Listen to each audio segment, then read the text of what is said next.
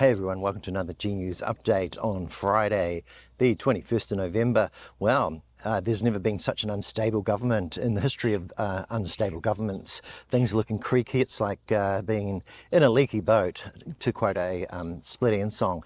So it didn't take long for people start running to Newstalk ZB, the party of the wealthy. That's the ACT Party. It scampered as fast as it could to the safe arms of Heather du Plessis-Allen and tried to explain that it was just awful, this thing that Winston was doing. He's playing politics. He's obviously gone over to Labour and he's really upset the apple cart, because this is not the first time this week, is it, since that Ipsos poll had actually put Labour out in front on the economy, on the cost of living, on health, on housing, on unemployment.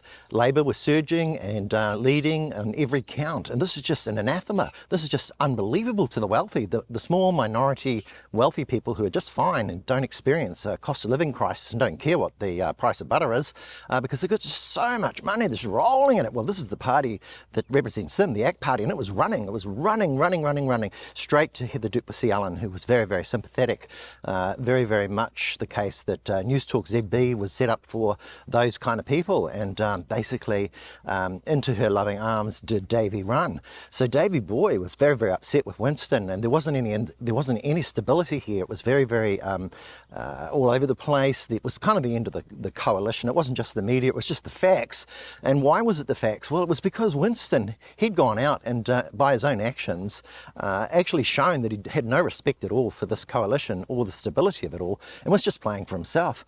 And the first time he did that was when, well, he's done it before, but let's just say all those times where he said we, all those times where he said, shut up Luxon, talk to me, don't go speaking out of turn. It just showed that there was no leadership there from the National Party. National were just dead in the water, and what's the point in voting for National? They're just not even there. And then more recently this week, what did we hear? Well, we heard Winston saying that the entire way in which Luxon was speaking was out of turn, that it was tawdry. This whole idea of recycling state assets was just stupid, and that Luxon hadn't actually done the work he promised to do. He didn't fix the economy, did he? And that was a fact. So Winston was out there basically undermining the coalition and making it unstable. And this is something that Newstalk ZB was quite horrified by, because it's supposed to be the case that the coalition is very stable. We're supposed to believe that that doesn't happen, that none of these things are actually happening. And Mike Hosking was beside himself. He was just absolutely upset, so upset, and then we needed to cover it up. There needed to be some sort of urgent action. So boy, oh boy, Winston had actually been into Newstalk ZB twice this week to do sort of remedial repair work. Because when Winston's actually crossing over and flipping over, like anybody that defects, they don't say, hey, look, I'm defecting, look at me, I'm defecting, I'm in the process of defecting. No, what they say is, like, don't make me laugh, I'm not defecting. Anyone that says I'm defecting must be out of their mind while they're busy defecting, right? So this is a case of the words not matching the actions, and the actions, they speak so much louder, and it's the job of the media just to report this instability. So what did we see? Well, we saw Winston being called up into Mike Hosking's arms and being asked to explain, please explain, Winston, that everything's fine, that things have never been more stable, and that it's really just the media, and that the media need to, just stop misrepresenting this, because they just love to tear in there and make up that there's instability when there really is instability. And it's just the thing that Mike Hosking wants us all to believe, something that just isn't true. Never in the history of stability has there ever been a more stable government. Everything's fine. Winston's not going to bat for himself or cross over or do any of that. So what do we hear? Well, in that interview with Mike Hosking, Winston basically said, look, I was overseas when Casey Costello stepped up there in Parliament and said that we have no hesitation commending this bill, the Regulatory Standards Bill, to the House, don't blame her for actually saying exactly how New Zealand First felt, but it was wrong, because apparently New Zealand First had agreed to disagree, but had provided their support anyway. So if you believe that, then Winston's got 10 bridges to sell you up north. I mean, come on, 1 + 1 = 17, he'd be saying next. So that didn't stick, and it was a bit like Winston kind of lying his way by abusing Ingrid Hipkiss yesterday, that there was a definite 100% $4.2 billion figure there in Treasury. You know, it wasn't just a possibility, it wasn't just conjecture, it wasn't what might happen, it was a fact.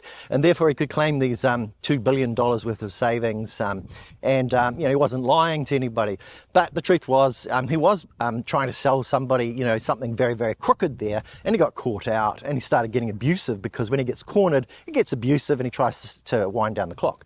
So we all saw that. We know we can't trust this person. He's not able to be trusted. When New Zealand First says something like, we have no hesitation commending this bill to the House, what is the voter supposed to think? Well, they're supposed to think, don't trust anything that New Zealand First ever tells you or promises, because they will turn around 2 days later and say, no, here's a cool story, bro, about when we said that, what we really meant was something else, actually the opposite. And we'll go and tell Mike Hosking that cool story. So basically we just saw all that go down. No one can trust New Zealand First. That's probably the first thing. Secondly, the government is in disarray, and it's really trying with all its media weapons like Newstalk ZB to kind of give the appearance that never have the seas been so calm, never has the coalition been stronger. But Mike Hosking was there saying, oh, David Seymour, he shouldn't have said what he said, because remember, do not intervene in free speech, Mike. But do not allow politicians to speak their minds either, Mike. So you see, Mike, it's all about selectivity, isn't it? It's like David Seymour's allowed to say whatever he likes, except when it bothers Mike. In other news this week, we also saw the dirty car discount. So the dirty car discount, that's Chris Bishop's latest way of incentivising polluters, you know, to bring their dirty cars here, and for people to, you know, do a knee-jerk reaction, not worry about the rest of society or the downstream effects on future generations from climate change, and just think, oh, look, I want a double cab ute, me. If I destroy everything, that's fine. I might save $300 on a car. Let's bring on those dirty cars with the dirty car discount. So this is all Chris Bishop. You know, Chris Bishop's into that. I mean, he used to be a tobacco salesman selling cancer into the lungs of people, you know, so they would die early. He had a Snapchat history there that nobody talks about. But yeah, former youth president of the ACT Party, he's in there doing this kind of freedom thing, you know, freedom to pollute.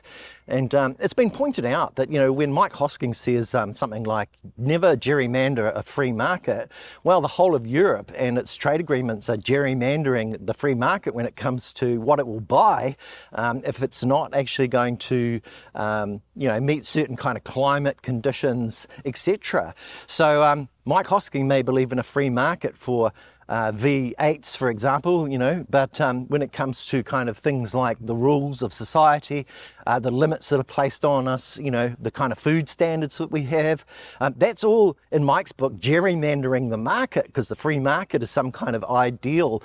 It's an imaginary ideal that Mike clings to. So basically, when it came to considering anybody else, stuff that, don't gerrymander or intervene. That's basically Mike's pure ideological right-wing thinking. So yeah, so we saw the dirty car discount come in, and, you know, everyone realised that this was all about, you know, buggering up the clean car discount, which was surging and working and giving us a really good start when it came to the adoption of EVs in New Zealand. I think we had something like 13% uptake, which is a great start for New Zealand, and we were catching up on other countries. I think the lead country was Norway. They had the most, something like 80% of their cars. And, you know, we were actually outpacing Australia even. And along comes Chris Bishop and the other guys who are all the free market, libertarian people. And they pull out, you know, one of the foundations, like the whole building is going to collapse. And then they pull out another piece, and of course that affects everything else.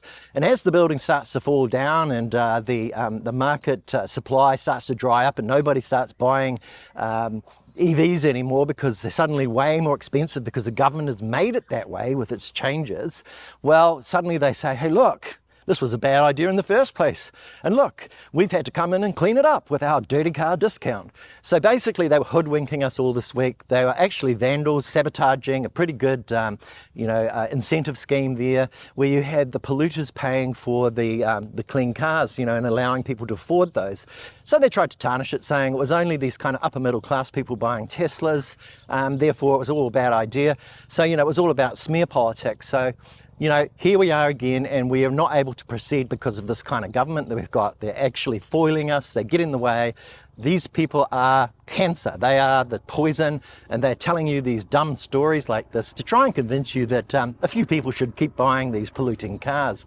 So the dirty car discount happened, yeah.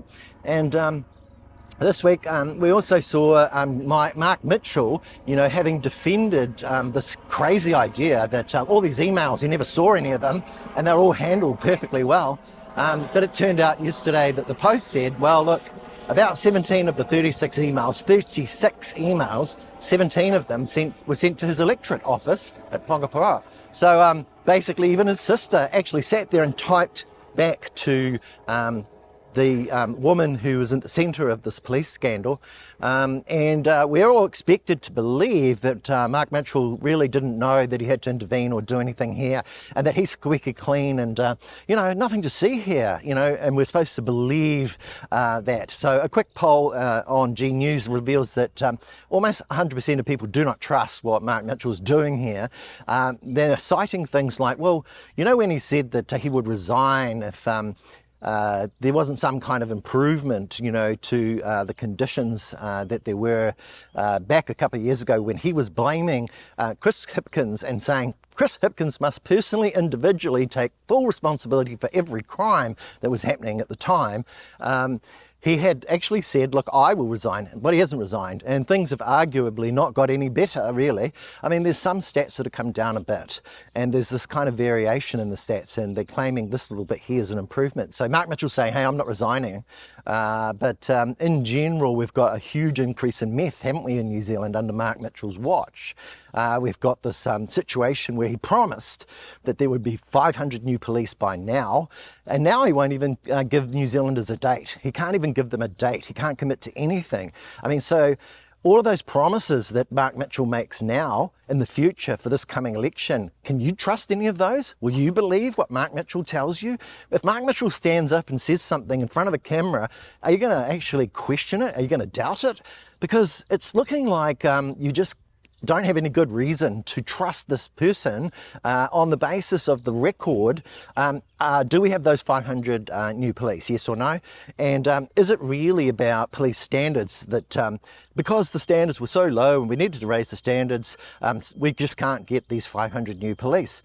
Or is it more about the fact that many of our police are now actually going to Australia as Australia actively recruits our own police force for their police force, and that they've got things like, you know, awards and things like the unions are very strong, and workers' conditions are better and pay is better over there because they don't have this kind of government, you know, and they don't have Mike Hosking yelling at them all the time about keeping the things the way they are, and a petrol forever, and, you know, forget the climate change action people and forget climate science. So basically that's the situation with Mark Mitchell. We also this week had some pretty kind of dodgy things happening all around the edges. We have this new tax that Nicola Willis is actually trying to conceal until after the next election. And what's that about? Well, this is about these sort of natural disasters. It used to be called the Earthquake Commission, you know, levy, and that's applied to everybody. And basically that's going to go screaming up. So it's all these hidden levies. The National Party are the party of tax, of more tax, tax and cut, tax and cut, tax and cut. They're going to keep cutting, they're going to keep underfunding, they're going to keep underinvesting. They're going to tax you more at the end of the day. At the same time, they're going to say Labor's the tax party because, well, they're going to tax the wealthy, aren't they? They're going to tax capital gains. And who's going to pay that? Well, according to National, everyone's going to pay, but that's actually disinformation. So they're also not being honest with us. They're also saying, hey, look, every single business is going to pay a capital gains tax, and every single Kiwi saver account's going to pay capital gains tax. But these effects are so small, they're negligible, so it's really stretching the truth. In actual fact, only one in about 10 people will actually pay a capital gains tax, so everyone loves it. We had those two polls. We had the Talbot Mills poll that said 57% of us are in favour of the capital gains tax. Then the Herald went, oh crap, we better actually run our own poll and kind of come up with something. And they said, oh, it was 39 versus 39, that was equally divided. So you can see there are these games where polls are actually used or misused to try and kind of create a bandwagon effect. And somewhere in the middle, they say, is the truth. But I'm thinking most New Zealanders actually think that capital gains tax is a great idea, that the Labour's Metacard is a great idea.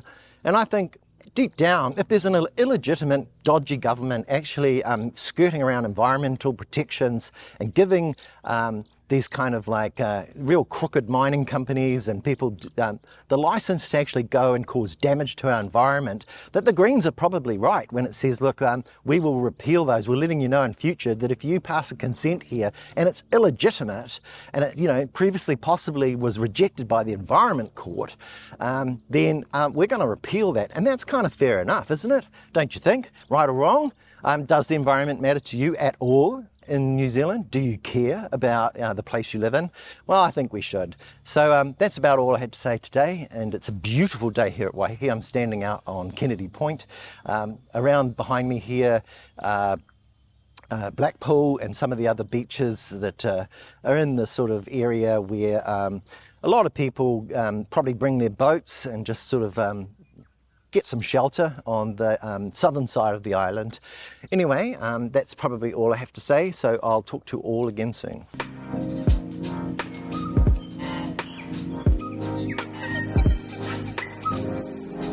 Welcome to G News, the good news.